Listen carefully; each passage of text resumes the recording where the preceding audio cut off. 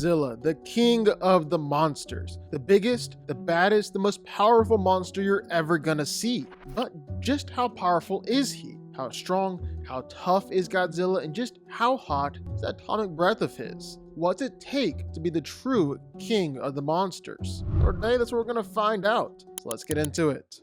Back before time began, over 250 million years ago, well, there weren't just dinosaurs roaming the earth, but there's also a whole heck of a lot more radiation all around. This led to Godzilla. He stood tall as the ultimate alpha predator, strongest in the world of the Titans. And while every other Titan has tried to challenge Godzilla for a spot at the top, let me tell you, if you swing for the king, you best not miss. Because while most every monster has taken their shot at Godzilla, they've all failed. They're all left either dead with their heads blown off, or they just end up bowing to Godzilla by the end. The king stays king. And so, just how powerful is the king? Just how strong is Godzilla? Well, he's powerful enough to create seismic events with each step that he takes. The dude has a real vendetta against bridges. He's just constantly walking right through those things. And sometimes he'll create massive tsunamis literally just by getting out of the water. That's stuff that Godzilla just does on the regular. But really, in order to answer the question of just how strong he is, well, we first got to take a look at all the monsters that Godzilla's already fought against and beaten.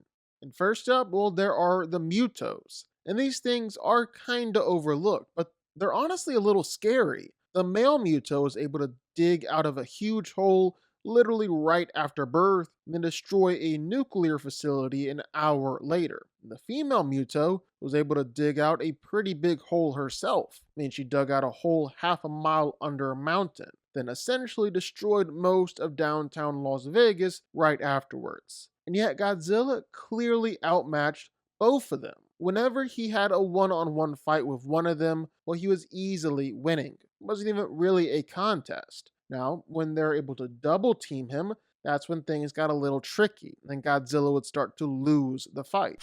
Like the novelization of the movie said that Godzilla had injuries so severe you could literally see his bones poking through. And he lost 75% of his blood. That's a whole lot of blood.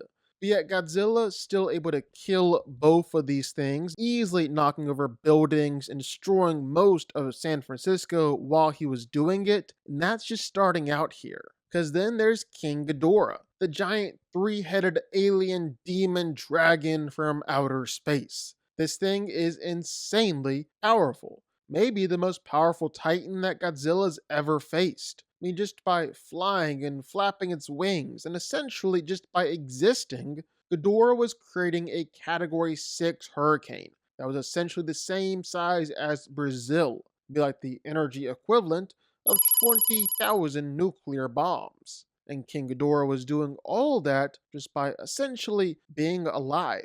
And yet Godzilla was still consistently beating Ghidorah. I mean, you want to know why Ghidorah was frozen in the ice in the first place? Well, it was because Godzilla had already beaten King Ghidorah back in ancient times. Godzilla was gonna beat him again back in Antarctica. That's why Ghidorah flew away. Godzilla was beating King Ghidorah a second time down in the water. Would have killed him too if the military hadn't tried to take things into their own hands and release the Oxygen Destroyer. I mean, he had already ripped off one of his heads, really only two more to go. He was beating Ghidorah in Boston as well, sending out some massive shockwaves while they were at it too. Really the only way that King Ghidorah ever even managed to get a leg up on Godzilla was when Ghidorah gobbled up the entire power grid of Boston and all that electricity. He had to get a massive power upgrade to even begin to beat Godzilla, and even that wasn't enough, because, surprise, surprise, Godzilla can upgrade too. And then finally, well, there's Kong, the guy who's a true alpha titan, can truly rival Godzilla, yet Godzilla was just toying with Kong at different parts of their fight. Like under the water, well, Kong was fighting for his life, and Godzilla was just messing around. In their Hong Kong fight, well again, Godzilla really wasn't taking it seriously. It wasn't until Kong managed to knock Godzilla out that Godzilla kinda snapped out of it, started to see the big guy as an actual threat. And as soon as that happened, well, Godzilla quickly put an end to things. And here's the thing that makes all of this so much more impressive. It's just that all these monsters weigh so much. You put them on any scale, and well, they're just breaking that scale. The Mutos weigh 76,000 tons and 46,000 tons. Kong is 93,000 tons, and King Ghidorah weighs 140,000 tons. So when Godzilla is just throwing these guys around with ease and decking them with attacks, well, you gotta factor that in. Godzilla is insanely strong. And really, it doesn't just end there, because all these monsters are so much tougher than you might actually think. So, in the Monsterverse, the Hollow Earth theory is true. And so, when Kong and Godzilla and really all the Titans travel through the Hollow Earth, well, they're all being subjected to a thing called gravitational inversion, which is essentially a planet's worth of gravity being reversed, all in a split second as they travel down to the Earth's core. Think of it like surviving the gravity of an entire planet. The novelization of the movie even said that this is generating enough energy and power to distort the very fabric of space-time. It basically comes out to surviving hundreds of petatons of TNT, or hundreds of quadrillions of tons of TNT. Now, take the accuracy of this for whatever you will. That is enough power to destroy multiple continents. But the bottom line is that these titans are surviving a ton of energy and power just by traveling. They are insanely difficult to injure, yet here Godzilla is, injuring them. And then there's his signature attack, his atomic breath. But what exactly is going on here? Like, how is a giant mutant lizard able to spew out beams of molten hot radiation?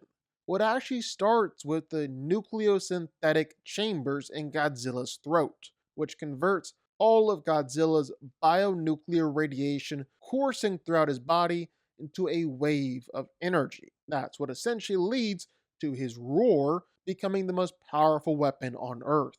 And just to be clear here, nucleosynthesis is the same process which is happening in the core of stars. So we're talking like hot,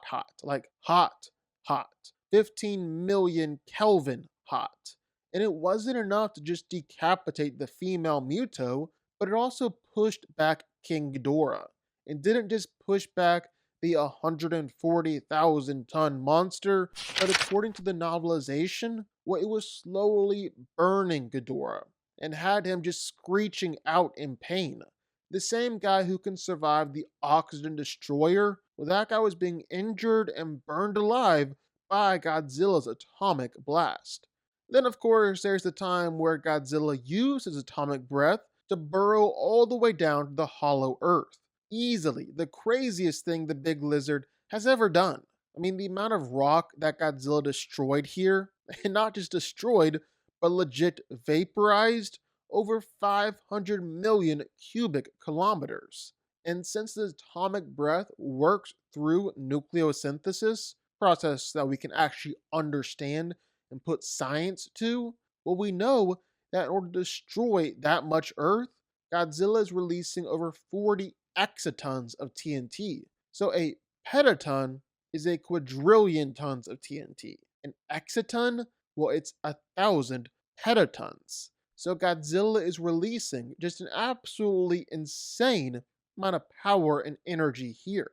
On top of that, Godzilla has gotten into his fair share of fights against other titans throughout the years. Everyone just seems to be gunning for that crown, and they've all definitely got their hits in. I mean, just look at King Ghidorah.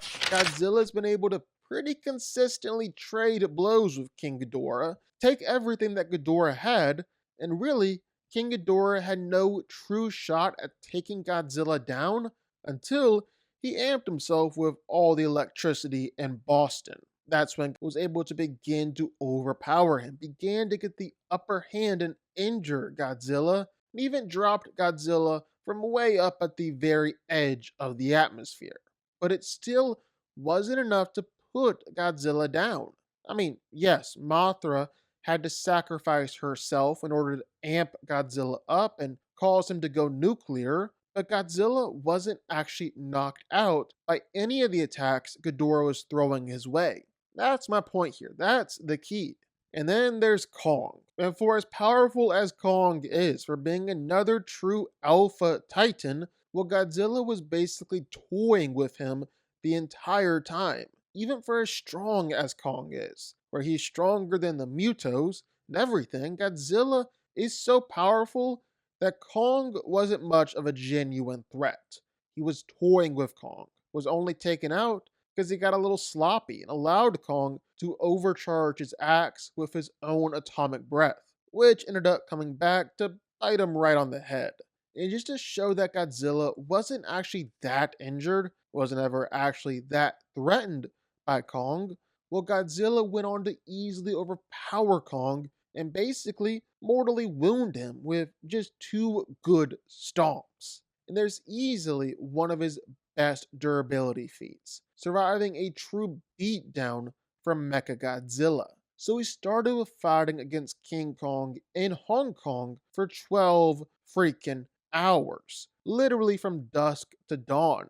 So that was before all this. The big guy was already exhausted.